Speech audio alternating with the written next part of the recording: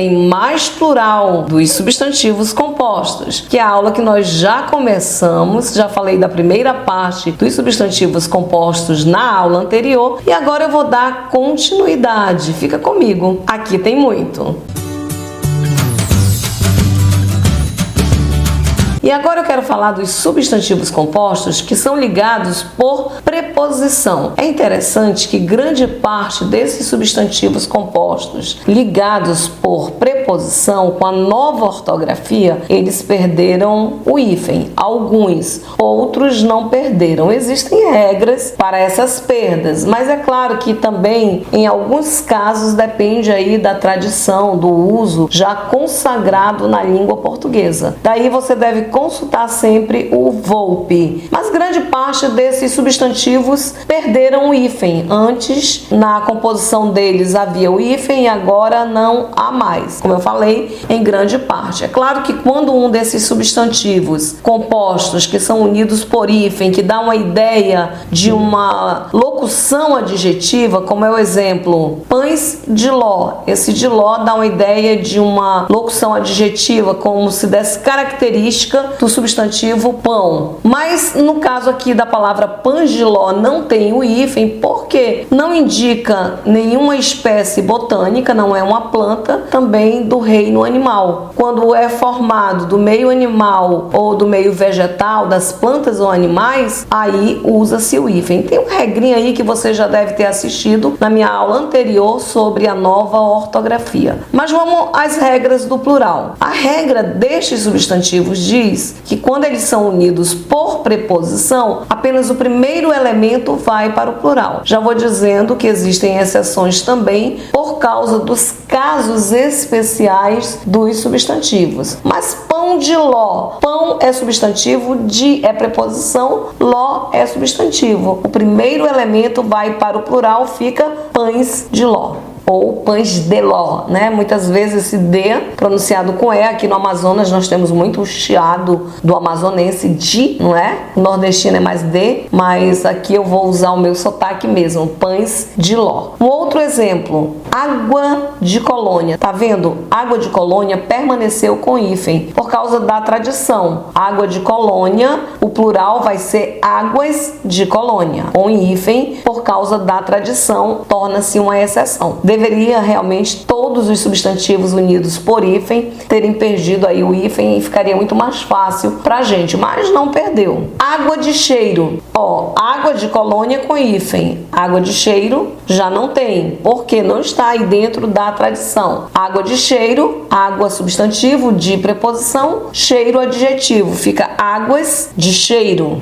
Pôr do sol, pôr do sol no singular, lembra que esse por verbo tem o acento circunflexo, porque na nova ortografia o por verbo para o por preposição usa-se o acento diferencial. Por é verbo, de é preposição, sol é substantivo. Neste caso, o plural vai ser pores do sol. É aquilo que eu falei para vocês em relação ao verbo. 99%, embora muitas pessoas não gostem dessa probabilidade, estou dando assim uma probabilidade mesmo, que grande parte dos substantivos compostos por verbo, o verbo é invariável, mas tem exceções. Pôr do sol, pores do sol, é a mesma coisa quando eu falei para vocês da plantinha, mal me quer, que o plural vai ser mal me queres. Mas era uma outra regra. Aqui é a regra dos substantivos unidos por hífen. Outro substantivo, mula sem cabeça. Esse sem é a preposição. Mula, um animal, sem preposição, cabeça, substantivo. Mulas sem cabeça. Sinal da cruz. O sinal da cruz. Plural, os sinais da cruz. E auto de fé, que é aquele documento que o cartório usa.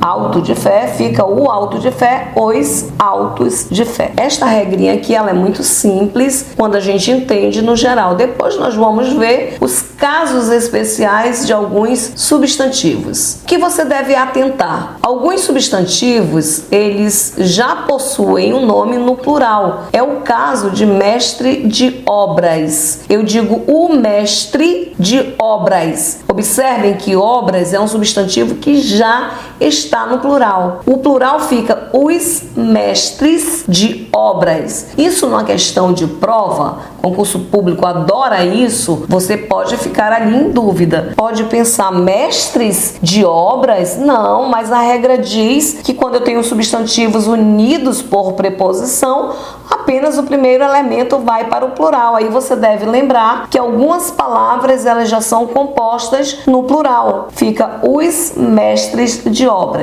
É a mesma coisa de saca-rolhas. É saca-rolhas, não é saca-rolha. O saca-rolhas, os saca-rolhas. Por que saca ficou no singular? Porque é um verbo. Aí tem isso, aqui o verbo funcionou. Aqui o verbo ele vai ficar invariável. Também vocês devem lembrar que palavras contrárias ficam invariáveis. Um exemplo de palavras contrárias. O leva e traz, leva, traz. Palavras contrárias e também são verbos. Fica aí invariável. O leva e traz, os leva e traz. Perde, ganha. Palavras contrárias. Também verbo. Os perde, ganha. Até aí simples. Se você souber a maioria dessas exceções, e a maioria dessas exceções são as que caem em prova, já vai ficar muito legal aí para o seu estudo. É claro que com o exercício vai melhorar, que nós vamos revisar, intensificar, fica bem bacana mesmo para aprender. Quero falar de uma regrinha que ela é bem interessante, porque nós já vimos lá na regra geral que quando nós temos substantivo mais substantivo, as duas palavras vão para o plural. No entanto, eu tenho algumas palavras que elas são compostas de substantivo mais substantivo. Só que o segundo substantivo, ele limita o primeiro, ou porque ele vai especificar, ele vai dar uma característica, ele vai dar uma semelhança, indica uma finalidade, ou seja, ele limita, o segundo elemento limita o primeiro. É como se esse segundo substantivo ele funcionasse como um adjetivo, porque o adjetivo é ele que dá característica. Neste caso, quando estas palavras eu tenho ali formado de substantivo mais substantivo, mas o segundo elemento limita o primeiro, apenas o primeiro elemento vai para o plural. Aí eu tenho o caso de pombo-correio. O pombo-correio, mas olha só, qual é a finalidade do pombo-correio? Ser correio.